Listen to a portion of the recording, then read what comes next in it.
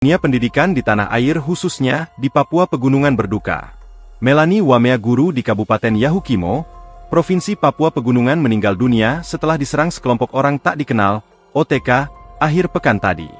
Penyerangan terjadi saat korban bersama rekan-rekan guru dan muridnya hendak melakukan penanaman pohon di Kampung Holwon, Distrik Holwon, Kabupaten Yahukimo, Provinsi Papua Pegunungan.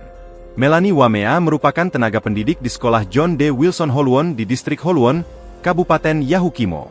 Dia bersama rekan-rekan guru dan murid diserang ketika berjalan menuju lokasi penanaman pohon yang berjarak sekitar 30 menit dari sekolahan.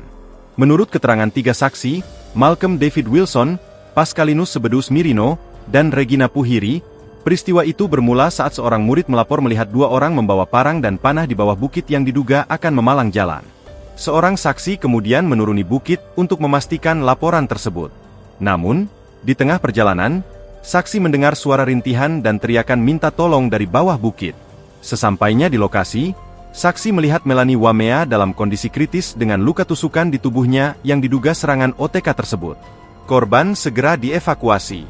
Sekitar pukul 14.30 WIB, korban diterbangkan menggunakan pesawat MAF dari Distrik Holwon menuju Wamena, Kabupaten Jayawijaya, dan selanjutnya menuju Bandar Udara Sentani di Kabupaten Jayapura, Provinsi Papua. Sayangnya takdir berkata lain.